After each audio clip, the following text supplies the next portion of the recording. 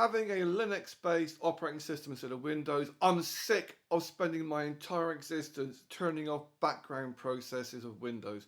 So I'm going to get Linux. I've got a new computer on order, one of these little mini PC things. Um, I think it was priced at 173. It's actually costing me 140. Getting it from AliExpress. It's got top spec RAM, all the rest of it. Anyway, I'm going to be using Linux Mint Caramel. Is it called Caramel? Yeah, Cinnamon. Close enough. Now, trying to verify the thing was a nightmare because it's written by nerds for nerds. I'm going to give you a simple step-by-step way to do this.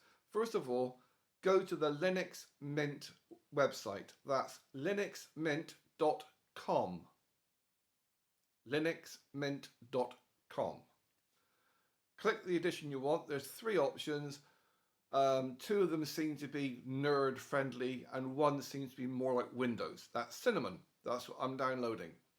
ISO is basically like a CD set of files that you could put that onto an external drive like a DVD or a CD or in this case a USB stick.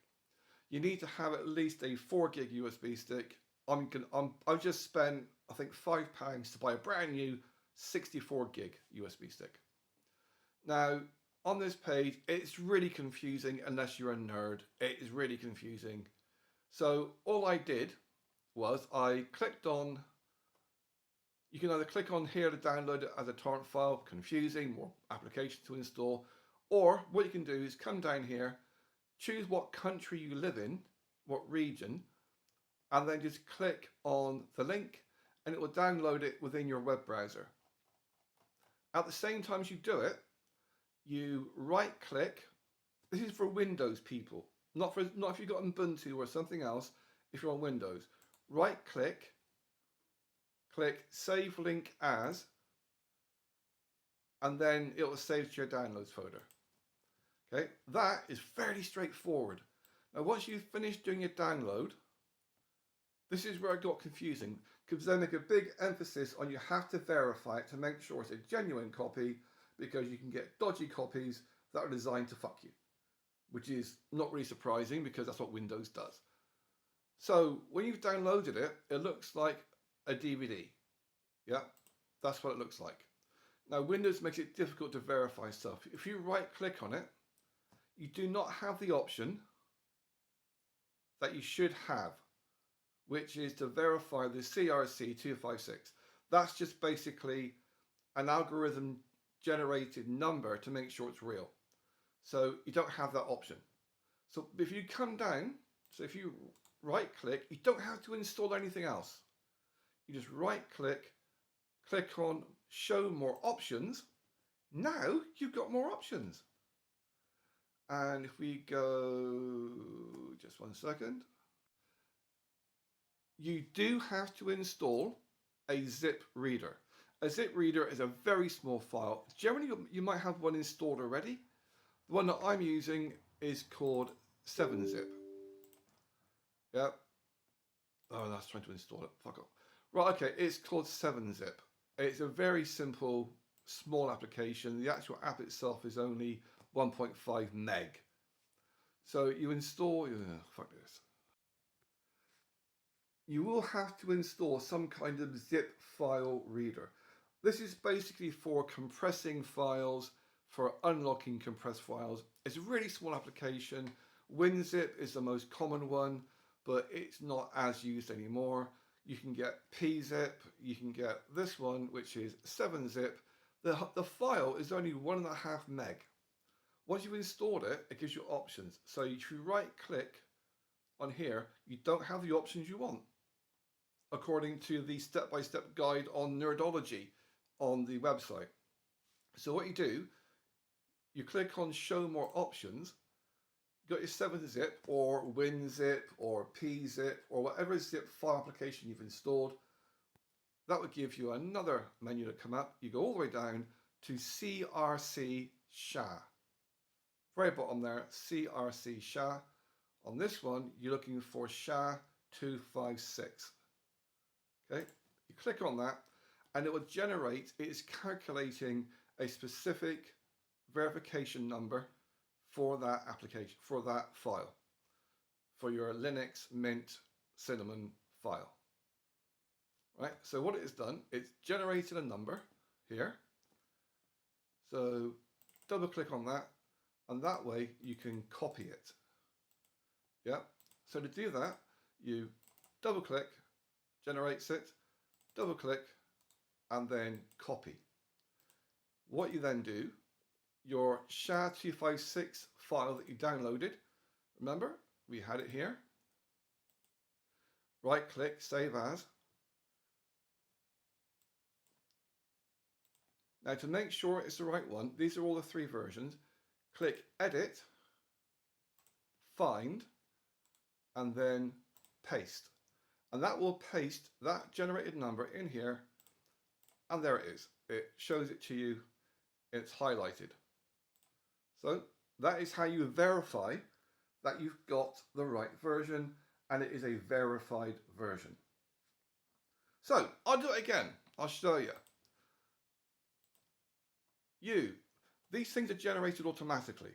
So if you download it one day and then download a text file the following day, it might not match. So you go to linuxmint.com. God, my arm's holding this phone up. linuxmint.com. You select which version of Linux Mint you want. I'm going for the Cinnamon version because it's the most apparent. I've never used it before. Apparently it's the most Windows-like user-friendly. Okay, so I'm on the Linux Mint Cinnamon edition. Ignoring all the first bit. Right click on the text file, save as. Click save. That saves the text file in my downloads folder. I then choose what country I am for the best download, which is going to be England, United Kingdom. Click on that one, it will download the file. The file is 2 or 3 gig. This one is 2.87 gig. Once you've done that, you have to have a zip application. This is a file compression application. On a text file, it makes no real difference. But on something like a big file, like lots of videos and images, it compresses the folder. Also, another option you have, I'll give you an example. If I right click on this, open with, Windows likes to hide things that it doesn't control. So click on the 7-zip and add to archive. What it's going to do is going to compress that file to make it smaller. But what you can do is you can add a password to encrypt the file.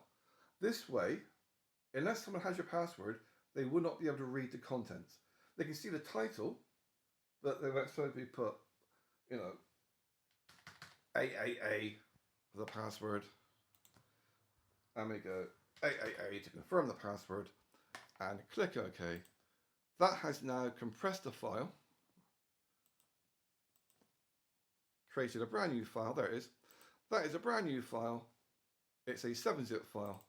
So if I try and open it with 7-zip, and I can see the file, but it won't let me read the file unless I put in the password. Okay, that is what a zip application does. It compresses things. It could be a picture, it could be a video, it could be it could be music. It compresses it, and if you want, you can add a password. It's just a nice little bit of protection. So once you've got your zip application, WinZip used to be the most common, but then people realized it's made by Windows, and they are very untrustworthy. CIA, Israel, blah, blah, blah. So pzip is quite a good one. It's very small file size. 7-zip is also a very good one. It's only about 1.5 meg in size. It's extremely basic, and that's what you want. You don't want lots of stuff that's going to force you to go online. So you install your 7-zip or pzip, whatever it is. You go to your Linux Mint big file that you downloaded, the 2.87 gig. You right click. You don't have the option that the internet tells you should have. So you go to show more options. And now you can see more options. Your 7-zip has come up, and you highlight it, you get a window pop up. Go all the way down to the bottom where it says CRC SHA. Another window pops up. go across. You want SHA256. Click on that and it will generate your code number, your code letters and numbers that is specific to prove it is a verified copy. Once it's done that, it's the third low down where it says SHA256. Double click and it pops it up. The reason you double click is that you cannot copy that text file. You can't copy it.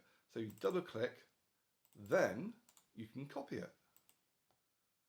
Once you've copied it, you open your sum text file, click edit, find, right click, paste, click the down arrow and it highlights.